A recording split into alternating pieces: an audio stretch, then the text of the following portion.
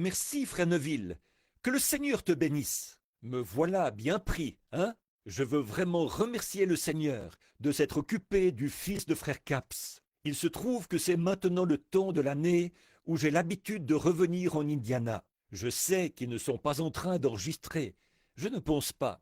Alors, je ne vois personne là-dedans. Alors, je suis revenu pour aller chasser l'écureuil.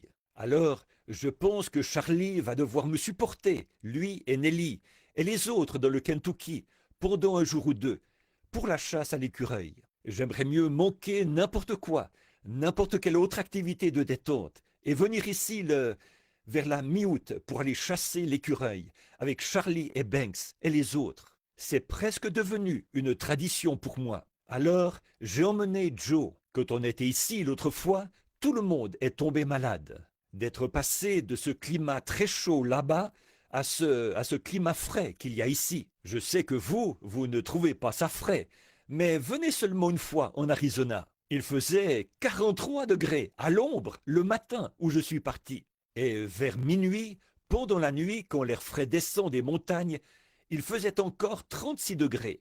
Oui, voyez, ça, c'était à minuit, quand l'air frais descend. Alors, c'est... Là-bas, on est bien en hiver, mais en été, c'est fait pour les scorpions et les lézards, pas pour les êtres humains. Même les animaux, ils s'en vont tous dans les montagnes. Ils ne peuvent pas supporter ça. J'étais allé tirer, j'ajustais ma petite carabine. Je ne sais pas pourquoi, mais je veux vous raconter ce qui s'est passé avec le petit Caps. Et j'ai dit, eh Joe, il va bien falloir que je lui donne ma carabine, parce qu'il tire mieux que moi. On l'avait ajusté et j'enfonçais des punaises à environ 50 mètres. Et j'ai dit à Joe, Joe a dit, papa, je crois que je peux faire ça. Le pauvre petit avait mal à la tête. J'avais prié pour lui, une forte fièvre. Il est venu au stand avec moi et avec un diamètre 2 sur 10 dans une carabine de 22, on croise sa ligne de tir à 25 mètres. Et c'est de nouveau bon à 50, pareil, si c'est du 2 sur 10. Alors, je l'avais ajusté à 25 mètres. Et il me restait 2 punaises. Alors je les ai plantées. Et Joe les a enfoncées toutes les deux. Comme je n'avais plus de punaises, j'ai mis un tout petit morceau de pigeon en argile que ceux qui s'exercent au ball trap avaient fait éclater là et qui mesurait à peine 6 mm de large. Je l'ai posé à 50 mètres et il l'a coupé en deux. Et le viseur était réglé à ma vue à moi, juste quelques années de plus que lui. Alors il m'a dit, tu sais quoi? Il faut que je passe dire à Billy de me laisser tranquille à partir de maintenant. Voyez? Alors j'ai dit, eh bien écoute, j'ai dit, allons plutôt montrer ça à frère Norman. J'ai dit, Joe, dans des compétitions, dans le monde entier, peu importe de qui il peut s'agir, personne. Maintenant, les punaises n'étaient pas enfoncées de travers, elles étaient enfoncées tout droit. Et ce morceau, qui ne mesurait pas plus que 6 mm, je pense, 2 mm d'épais et 6 mm de haut, il l'a coupé en deux, à 50 mètres. J'ai dit, il n'y a personne au monde qui aurait pu mieux viser que ça. Des champions auraient pu faire la même chose, mais tu n'aurais pas pu faire 3 meilleurs coups que ça. Les punaises n'avaient pas été tordues. En traversant le papier, elles avaient fait un trou tout rond. Alors j'ai dit, personne n'aurait pu faire un meilleur coup. Bon, je pense que son mal de tête est parti tout de suite. Et j'ai dit, on va aller montrer ça à frère Norman, qui travaille au magasin d'articles de sport Field and Stream de frère Tony Stromy. Il a dit, on va passer chez Billy d'abord. Il a dit, je veux juste dire quelque chose à Bubi. Voyez? Et honnêtement, son frère n'a jamais fait aussi bien. Alors il a dit, on va passer là d'abord. Et j'avais à peine passé la porte. Billy était encore en pyjama. Et il a dit, on était parti tôt, parce qu'après, il fait tellement chaud. Et il a dit, le téléphone a sonné. Et j'ai dit, il m'a regardé comme ça. J'ai dit, c'est peut-être un appel pour un malade. Et c'était frère Caps, pour son garçon qui était là, dans la salle d'opération, avec une péritonite et ce qui peut s'en suivre. Elle vient juste de me dire que son garçon se remet très très bien. Alors, vous voyez comme Dieu a tout fait concourir, même par la voix de ce petit garçon, de Joe. Au lieu d'aller chez frère Norman, on n'aurait pas été là, on est monté.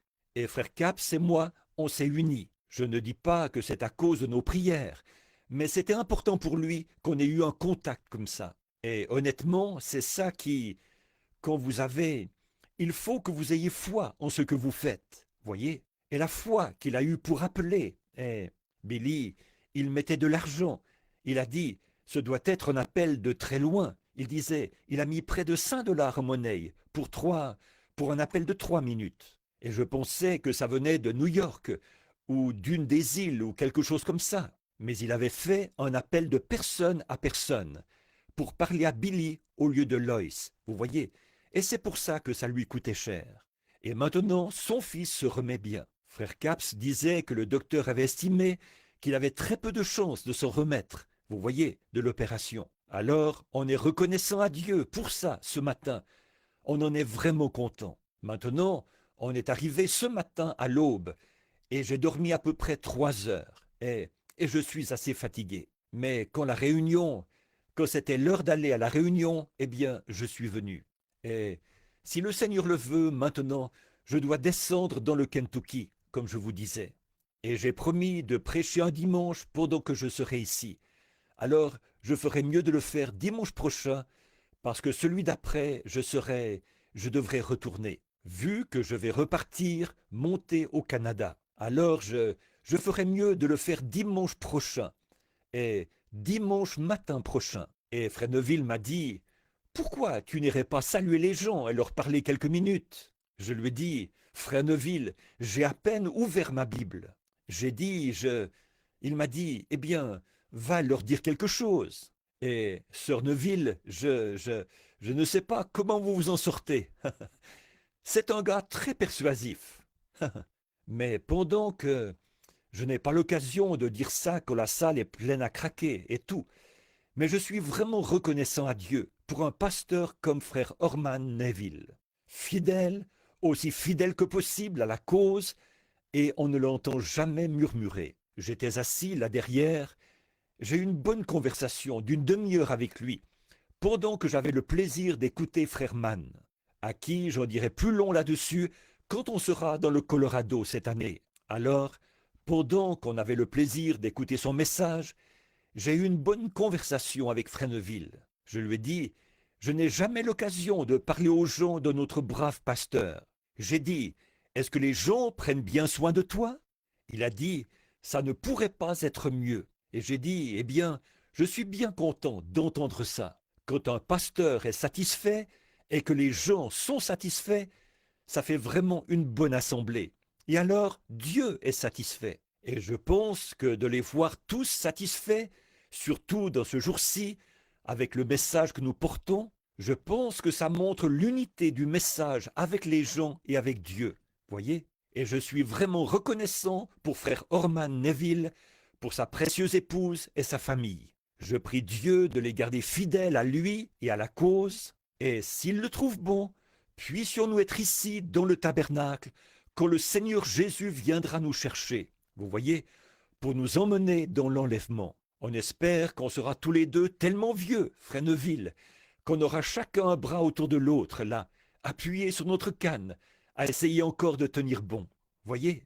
Alors nous serons changés en un instant, en un clin d'œil, et ces vieux vêtements de chair tomberont, nous monterons saisir le prix éternel, et nous crierons en traversant les airs. Adieu, adieu, précieux moment de la prière. Alors, on sera parti là-haut. J'ai entendu dire que le Seigneur a guéri frère Coumer, et je suis vraiment reconnaissant de ça. Tant de choses. Alors, je suis reconnaissant d'être ici ce matin. Et je me suis dit qu'au lieu de... J'arrive toujours ici avec un sujet précis sur lequel parler. Je me suis dit que ce matin, j'allais juste m'avancer comme ça. Et j'ai dit, frère Neuville, je regarderai l'horloge tranquillement et je laisserai probablement les gens sortir à l'heure. Je vais juste vous parler à cœur ouvert, pendant quelques minutes. Juste des choses, juste qu'on ait simplement... Non, ce n'est pas enregistré, ni rien.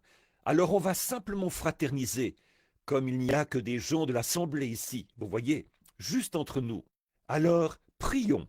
Bien-aimé Jésus, nous te sommes reconnaissants pour le privilège que nous avons de pouvoir nous rassembler ici.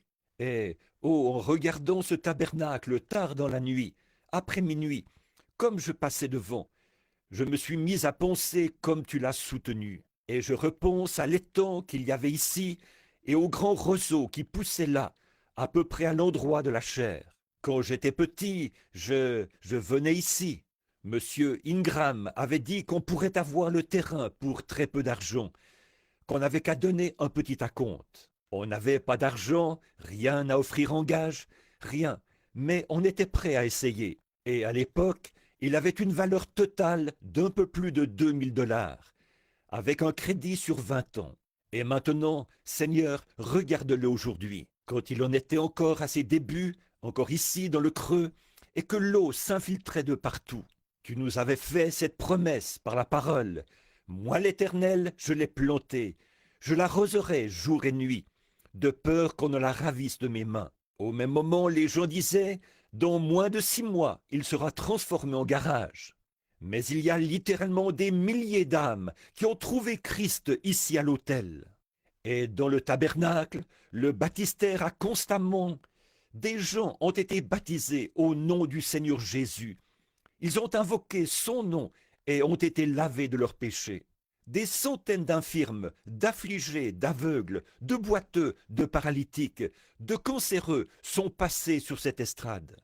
Ils étaient venus mourants, des hommes et des femmes, des garçons et des filles, et ils sont repartis pour vivre une nouvelle vie, avec la chair de leur corps renouvelée, et en marchant de nouveau. Ils ont quitté leur fauteuil roulant, leurs béquilles et tout. Ô Dieu, ces 30 années de service. Père, je me souviens du matin où nous avons posé la première pierre. Tu nous as donné une vision là, qui nous montrait la salle pleine à craquer, un beau coin de rue. Je savais que ça ne pouvait pas faillir. C'est pourquoi je te remercie pour toutes ces choses. Beaucoup ont combattu le bon combat, ont achevé la course, ont gardé la foi. Ils reposent là-bas, ils attendent. Ils se reposent maintenant de leurs travaux, car leurs œuvres les suivent. Ils attendent l'heure où la trompette retentira, où ils se relèveront pour une nouvelle vie, dans un nouveau corps. Beaucoup d'entre eux étaient vieux et tremblants, d'autres jeunes, d'âge moyen, et ainsi de suite. Mais que ton nom soit loué pour chacun d'eux. Maintenant, nous nous tenons de nouveau ici, devant les vivants et les morts. Je te prie d'oindre tes paroles ce matin. Je ne sais absolument pas ce que je dois dire, mais je te prie de pourvoir ce que tu as toujours fait, Seigneur. Bénis notre pasteur, frère Neville et son épouse. Bénis le conseil des administrateurs, le conseil des diacres, chaque membre du corps. Puissions-nous, tous ensemble, vivre d'une telle façon dans cette vie-ci que nous ayons la vie éternelle dans la vie à venir. Aide-nous ce matin à accepter la correction de la part de l'Esprit et de la parole, pour que nous puissions nous préparer et repartir d'ici ce matin avec la ferme décision dans notre cœur de vivre une vie meilleure que celle qui était la nôtre par le passé. Nous le demandons dans le nom de Jésus. Amen. Maintenant, je viens juste d'ouvrir la Bible là. C'était il y a quelques minutes. Je suis dans Apocalypse 3. Alors je vais juste lire là sur le message à l'église de Laodicée. Et je voudrais aussi annoncer, frère Neville me l'a dit à l'instant, frère Parnell, que je viens juste d'apercevoir ici. Il fait des réunions de réveil de ce côté-ci de Memphis. C'est s'il y en a parmi vous qui connaissent l'endroit où il y avait le Wimpy, ce kiosque à hamburger, eh bien, il a une tente là-bas et il essaye de faire entrer les gerbes, de voir s'il y a des perdus par là, qui ont été destinés à la vie et qu'il pourrait gagner à Christ par son ministère. Et il ne fait aucune réunion le dimanche à cause des réunions ici au tabernacle. Et ça, c'est vraiment un beau geste de la part de ce frère. Alors, nous vous informons que les réunions recommenceront lundi soir la semaine prochaine. Et je sais que vous êtes tous cordialement invités à aller entendre Frère Parnell apporter son message de l'amour de Christ. Et maintenant, lisons dans Apocalypse, chapitre 3, juste un passage, pour dire qu'on a lu la Bible. En effet, ce que moi je dirais, ça pourrait faillir, mais ce que lui dit, ça ne faillit pas. Et je ne sais pas par où commencer, que faire, où aller, mais je vais juste lire l'âge de l'église de Laodicée. Écrit à l'ange de l'église de Laodicée. Voici ce que dit l'Amen, le témoin fidèle et véritable, et le commencement de la création de Dieu. Je connais tes œuvres, tu n'es ni froid ni bouillant. Puisses-tu être froid ou bouillant? Ainsi, parce que tu es tiède et que tu n'es ni froid ni bouillant, je te vomirai de ma bouche. Parce que tu dis, je suis riche, je me suis enrichi et je n'ai besoin de rien. Et parce que tu ne sais pas que tu es malheureux, misérable, pauvre, aveugle, nu, je te conseille d'acheter de moi de l'or éprouvé par le feu, afin que tu deviennes riche, des vêtements blancs, afin que tu sois vêtu, et que ta honte de ta nudité ne paraisse pas, et un collier pour oindre tes yeux, afin que tu vois. Moi, je reprends et je châtie tous ceux que j'aime. Aie donc du zèle, et repens-toi.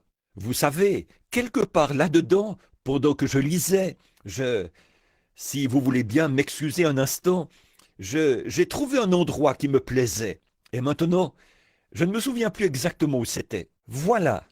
Et tu ne sais pas, malheureux, misérable, pauvre, aveugle, nu. Oh là là! Ça, là, c'est un peu la description de l'Église d'aujourd'hui. Maintenant, je pense que cet âge de l'Église ici dont nous parlons, bien sûr, j'ai l'âge de l'Église qui va sortir en livre maintenant.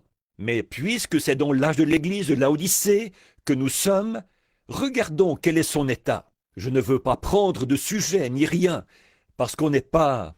On va juste parler de façon décontractée, parler de ce que le Seigneur nous conduira à dire, mais quelque chose qui nous fera du bien. Pensons à l'âge de l'Église de Laodicée et à l'état dans lequel elle est aujourd'hui. Pour autant que je sache, je ne vois rien maintenant qui empêche la venue du Seigneur Jésus, sinon que son Église n'est pas prête. Je pense qu'une des prophéties, hier, en voiture, quand on venait, on a fait le voyage de Tucson jusqu'ici en 2 jours. 3000 kilomètres, Billy et moi. Alors, et ça, c'était sans dépasser les limites de vitesse. On restait comme il faut. Quand c'est lui qui conduit, je suis assis à côté et je suis tout... J'ai mon poing prêt comme un fusil de chasse armé. Si je le vois dépasser, je lui dis « Attends une minute, mon gars. Il nous est dit qu'il faut rendre à César ce qui est à César. » Et quand on est arrivé ici la nuit passée, il y avait une petite fille étendue en travers de la route. Elle avait à peu près 3 ans. La mère était morte dans le fossé à côté. Un jeune homme ivre qui revenait du ROTC, il avait 18 ans, roulait à 190 km/h sur la voie de gauche. Morte. Et je pense que lui aussi était en train de mourir. Alors, vous vous rendez compte de ce que c'est. Rendez à César ce qui est à César. Des innocents meurent. Une petite fille de 3 ans a perdu la vie à cause d'un soldat ivre. Vous voyez, qui roulait à 190 km/h, d'après les estimations, du mauvais côté de la route. En arrivant sur le haut de la côte, il les a percutés en plein devant, et ils ont été tués sur le coup. Lui aussi, il était en train de mourir. Alors, vous voyez, même si les victimes innocentes ne faisaient, ce garçon-là est coupable de meurtre commis de sang-froid. Vous voyez, à mon avis, si un homme est trouvé ivre au volant, il devrait écoper de 10 ans ferme pour meurtre prématuré, prémédité. N'importe quel homme, n'importe quel homme. On n'arrivera jamais à rien avec la politique, c'est pourri. L'idée de Dieu d'avoir un roi juste, c'est elle qui est la bonne. Mais avec la politique, c'est complètement dilué. On peut monnayer n'importe quoi, tricher, mentir, voler et tout le reste. Et comme je l'ai dit il y a quelques dimanches, Regardez ce que ça donne, voyez, rien d'autre qu'un mélange tordu de n'importe quoi. Mais un roi juste peut faire ses propres lois. On a beau tuer un homme, si on s'y connaît en politique, pas de problème, on s'en sort. Voyez, alors la démocratie, c'est une bonne idée, mais ça ne peut pas marcher. C'est comme le communisme, avoir tout en commun. Ça a l'air d'être une bonne idée, mais ça ne peut pas marcher. Non, la manière de Dieu d'avoir un roi comme David, c'était bon. Et ça donne une seule pensée qui domine. C'est comme un seul leader et un troupeau d'oies, et ainsi de suite. Il ne peut pas y en avoir deux ou trois. Quand on met tout ça ensemble, on se retrouve avec n'importe quoi comme idée. Alors nous voyons que, dans les conditions actuelles, tout est prêt pour la venue du Seigneur. Mais, comme frère Neville, moi et ses autres frères, on essaie de conduire un troupeau. J'ai quelque chose qui me vient à l'esprit maintenant, dont on pourrait parler. C'est que l'autre jour, j'ai reçu une lettre d'une brave dame. Ce n'est pas moi qui l'ai reçue, quelqu'un d'autre me l'a transmise.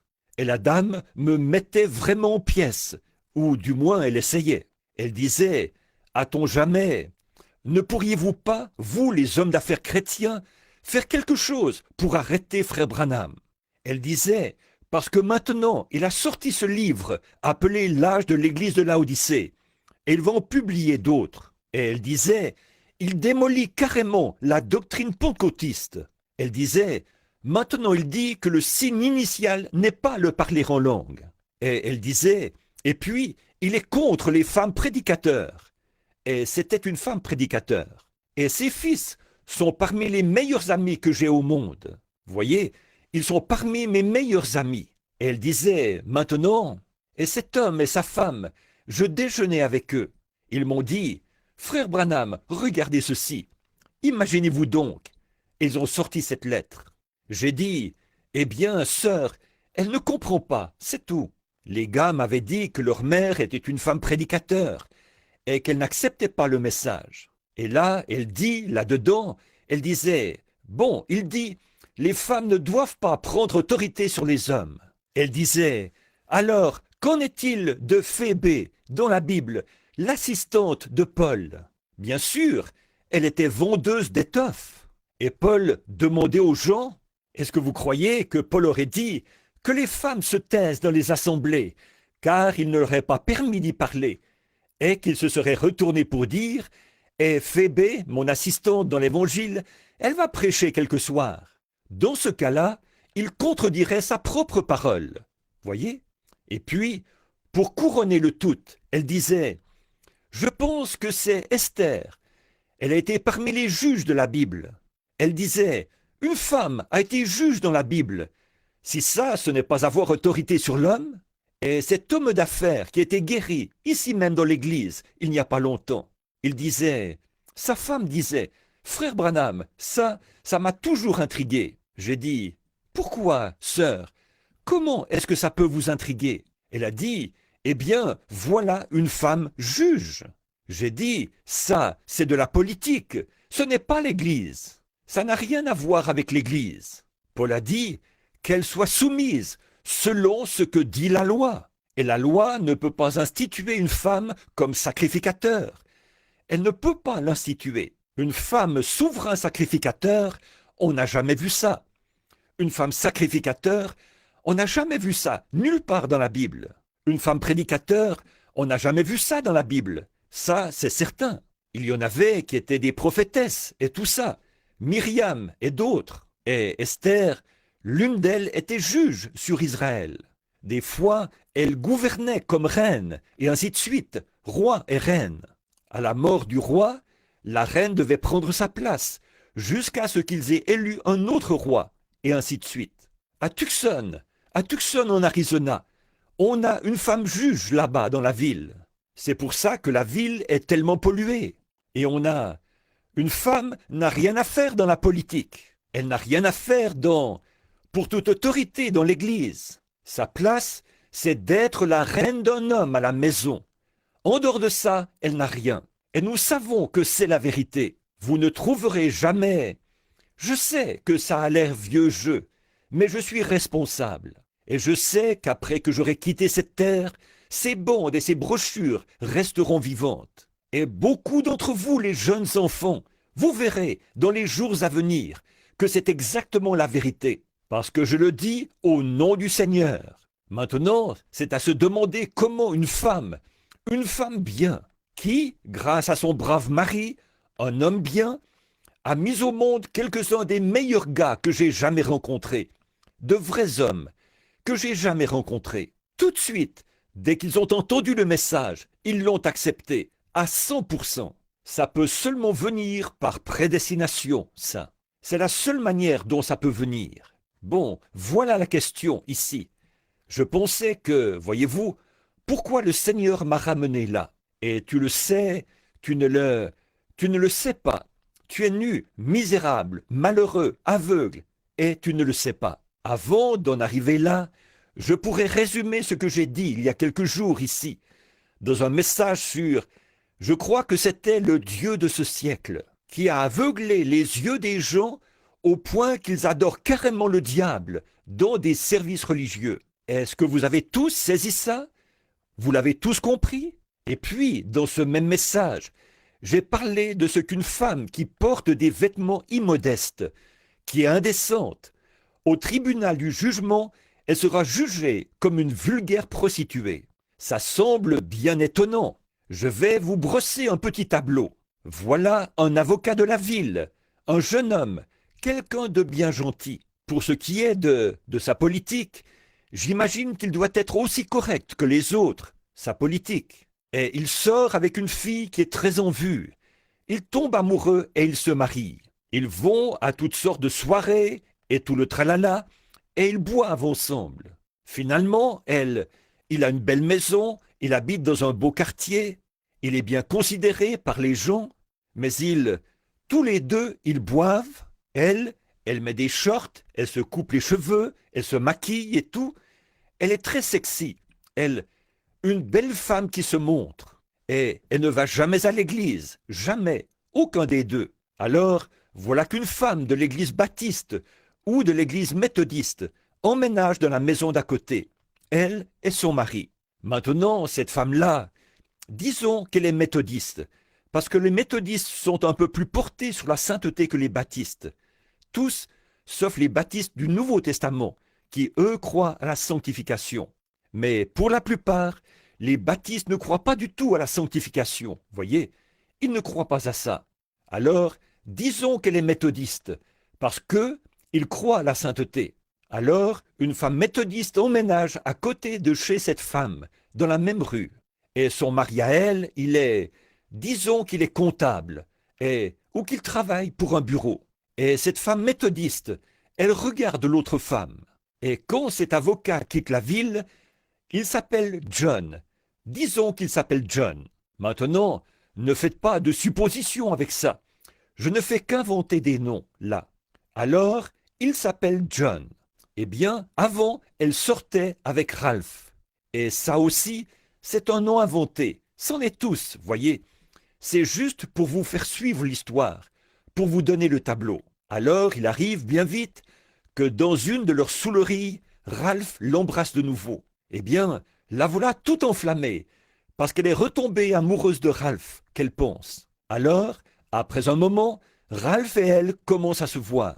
Et elle s'arrange pour que John n'y voie que du feu. Madame se croit très habile, parce qu'elle arrive à fricoter avec Ralph tout en étant mariée avec John. Vous voyez, cette femme n'a même pas la moindre ombre de décence. Et elle trouve ça tout à fait normal. Mais cette femme méthodiste, elle est montée un cran plus haut. Elle, au moins, elle va à l'église. Elle trouve cette femme horrible. Eh bien, elle dit à son mari quand il rentre, « Je vois cet homme entrer là, elle l'a rencontré. » Et quand John est parti quelque part travailler sur une cause, à Philadelphie ou quelque part, il l'emmène dans son roadster. Ils vont s'allonger sur la plage. Je les vois quand ils reviennent. Des fois, il ne tire même pas les rideaux. Il l'embrasse et lui fait l'amour et... Oh, c'est affreux, qu'elle dit à son mari.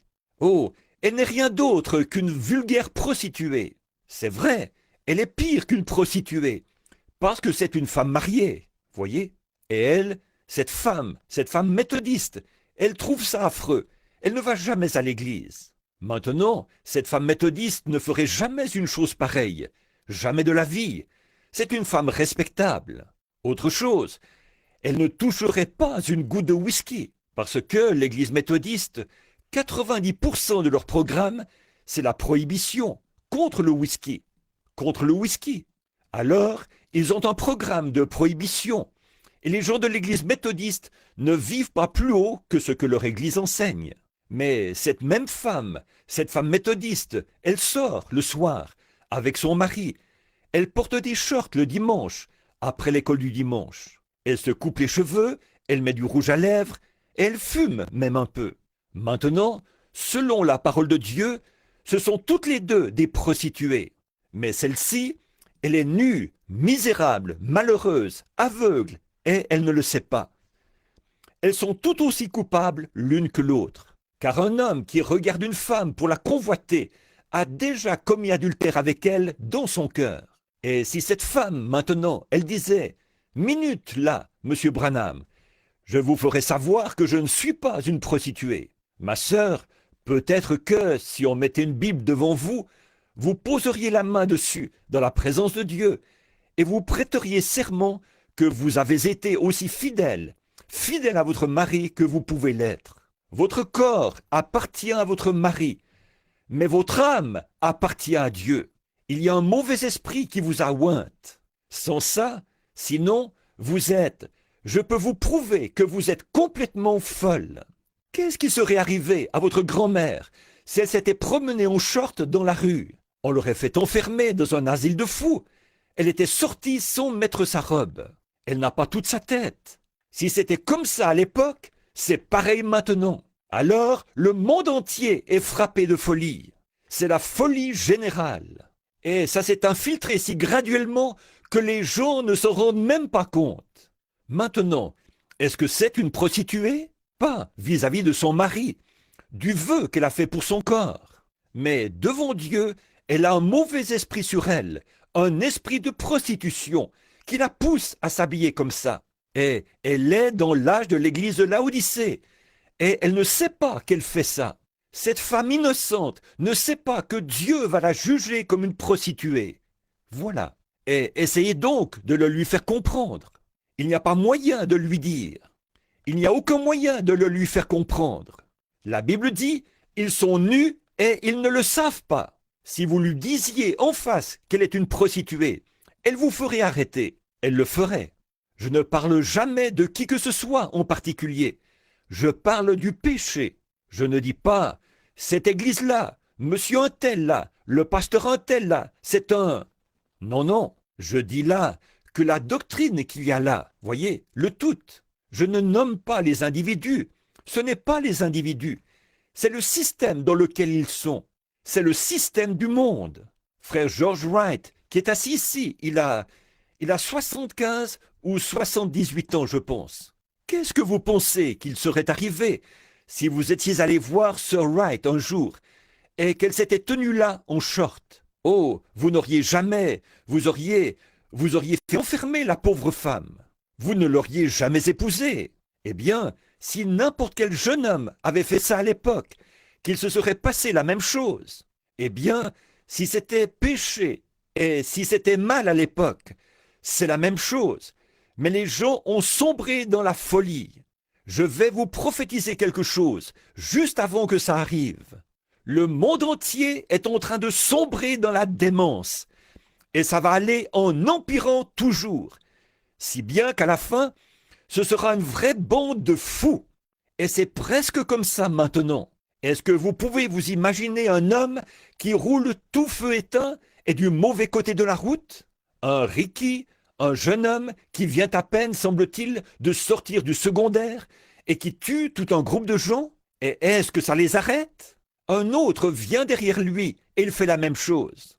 Est-ce que vous pouvez imaginer qu'un jeune homme qui se respecte un tant soit peu irait sortir et se conduire comme eux, ils le font?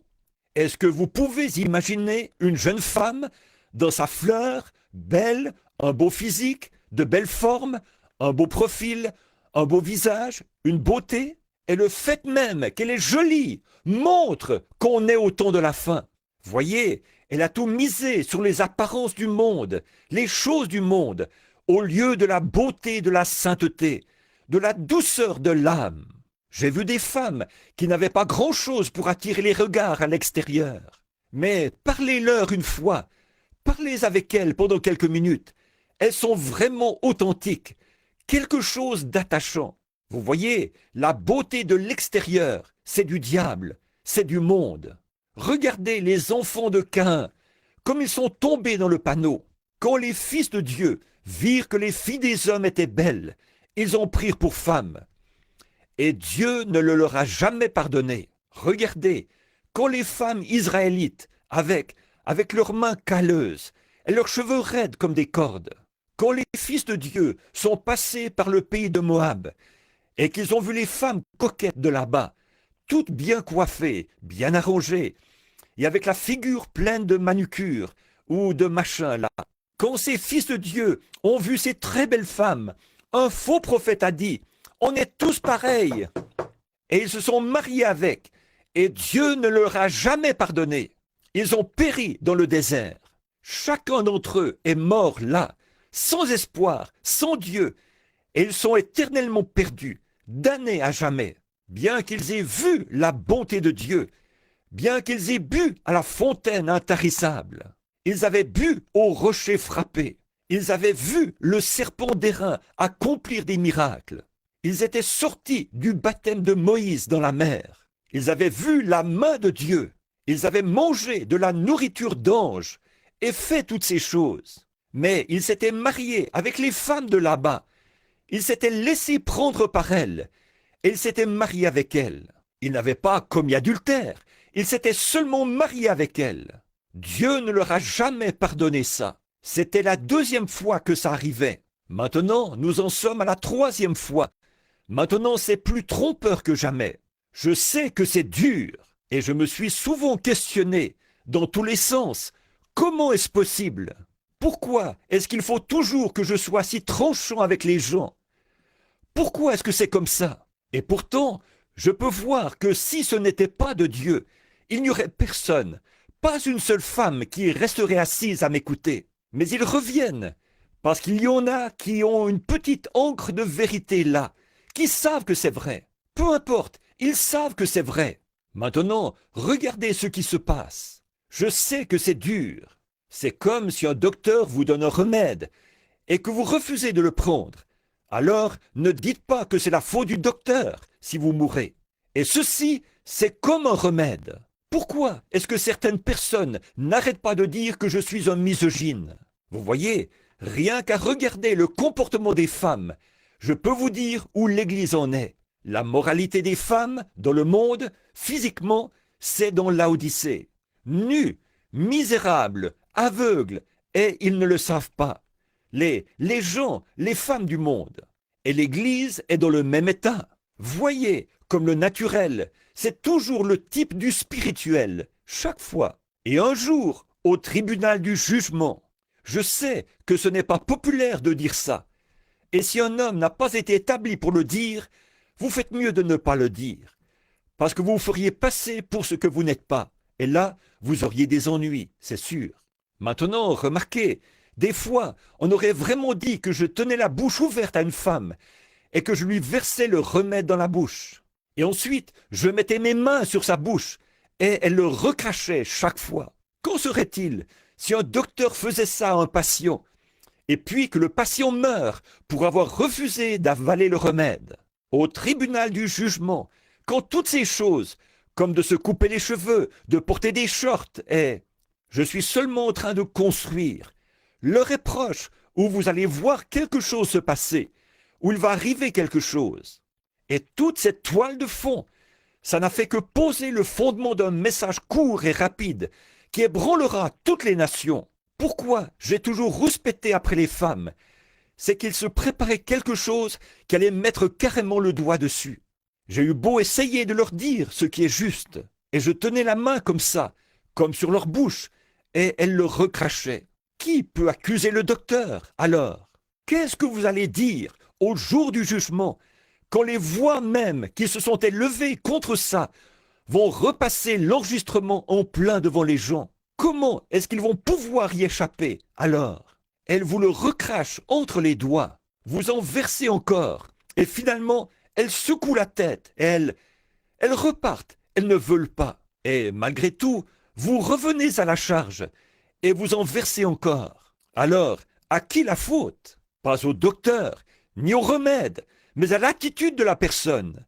C'est exactement ça. Ce sera un jour terrible, un de ces jours, quand cette génération pécheresse et adultère se tiendra devant le Dieu Tout-Puissant. Je vois mes années qui s'accumulent, mes épaules qui s'affaissent. Et je sais, 30 ans ici sur cette estrade, oui, 33 ans ici sur le terrain, c'est une longue vie, ça. Ça fait 33 ans de service. Mon seul regret, c'est de ne pas en avoir eu 133. En effet, ceci sera la dernière occasion que j'aurai jamais, pendant que je suis ici, mortel, de prêcher l'Évangile. Que Dieu m'aide à rester aussi fidèle que possible à cette parole et à dire exactement ce qu'il dit. Qu'est-ce qui fait que cette méthodiste, comment pourriez-vous jamais arriver à le lui faire comprendre? Elle est là, dans l'âge de l'église de Laodicée. Maintenant, prenons la femme pentecôtiste. Elle ne devrait pas porter de short, de maquillage, ni se couper les cheveux. Mais elle se permet de regarder la femme méthodiste de haut, en disant « Regarde cette femme qui fait telle et telle chose ». Disons que la femme, elle ne porte pas de short, mais elle dit « Et elle-même, elle a les cheveux coupés ». Voyez, plus vous vous élevez en Dieu, plus ça a l'air rempli de péché, tout ça. Et des fois, en prière, vous pouvez vous imaginer, quand le Saint-Esprit vous élève dans une sphère, alors ça a l'air d'un chaos total. Alors, quand on redescend de là, on dirait que pour les gens, on est un trouble fait, qu'on est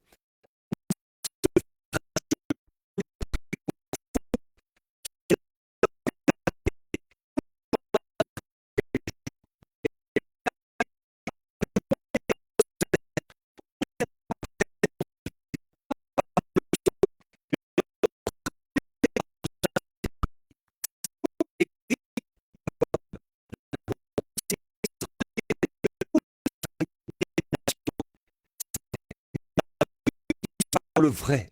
Maintenant, je vais vous dessiner un petit cercle. Si j'avais un tableau, mais je veux que vous regardiez bien, là. Je vais faire un rond comme ça, et je vais faire un autre rond à l'intérieur de ce rond-là. Ça fait 2. Et puis, je vais faire encore un rond à l'intérieur de ce rond-là. Ça fait 3 ronds, 3 cercles. Ça, c'est vous. Ça, c'est Dieu. Dieu est un dans une trinité. Et sans trinité, il n'est pas Dieu. Il ne peut pas se manifester autrement. Et vous, en tant que personne, vous ne pouvez pas non plus être manifesté sans être composé d'une trinité, c'est-à-dire corps, esprit et âme. S'il vous en manque un, vous n'êtes pas complet. Voyez, si vous n'aviez pas d'âme, vous ne seriez rien. Si vous n'aviez pas d'esprit, vous ne seriez rien. Si vous n'aviez pas de corps, vous seriez seulement un esprit, pas un corps. Donc, Dieu est complet dans la triunité d'un être. Pas une triunité d'êtres, mais un seul être dans une triunité. Le Père, le Fils et le Saint-Esprit. C'est un seul vrai Dieu manifesté.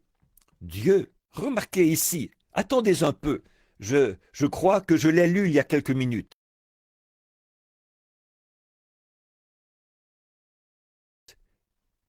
Écoutez ça. Écris à l'ange de l'église de Laodicée. Voici ce que dit l'Amen, le témoin fidèle et véritable, le commencement de la création de Dieu. Dieu est le créateur. Alors comment peut-il avoir été créé? Mais ici, il y a le commencement de la création de Dieu. Quand Dieu, l'Esprit, a été créé sous la forme d'un homme, c'est Dieu qui était créé. Dieu, le créateur, qui devenait lui-même une création. Dieu, qui a fait la poussière, qui a fait le calcium, qui a fait la potasse, la lumière cosmique, les pétroles. Il a rassemblé tout ça et il s'est créé lui-même. Dans le commencement de la création de Dieu, l'Amen, le final. Amen veut dire ainsi soit-il. Le final de Dieu, quand Dieu s'est rendu complet dans sa création. Maintenant, comment ça? Personne n'a jamais vu Dieu, mais le Fils unique du Père est celui qui l'a fait connaître. Vous comprenez? Un petit instant. Vous n'êtes pas pressé, dites.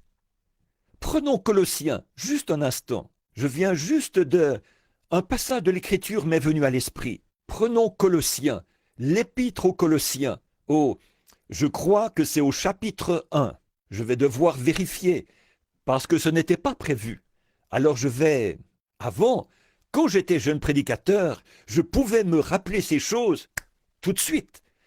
Mais comme je prends de l'âge, je ne peux plus. Commençons au verset 9, je crois. C'est pour cela, c'est Paul qui parle aux Colossiens de Christ, de qui il était. C'est pour cela que nous aussi, depuis le jour où nous en avons été informés, nous ne cessons de prier Dieu pour vous et demander que vous soyez remplis de toute la connaissance de sa volonté, en toute sagesse et intelligence spirituelle, pour marcher d'une manière digne du Seigneur et lui être entièrement agréable, portant des fruits en toutes sortes de bonnes œuvres et croissant par la connaissance de Dieu, fortifié tout par la puissance glorieuse, en sorte que vous soyez toujours et avec joie, persévérants et patients. Rendez grâce au Père qui nous a rendus capables d'avoir part à l'héritage des saints, qui nous a délivrés de la puissance des ténèbres et nous a transportés dans le royaume du Fils de son amour. Voilà, on y arrive maintenant. Regardez, en qui nous avons la rédemption par son sang, la rémission du péché. Il est à l'image du Dieu invisible. Vous comprenez? Verset 15. Colossiens 1, 15. Le premier-né de toute la création. Amen. Le quoi? Le premier-né de toute la création.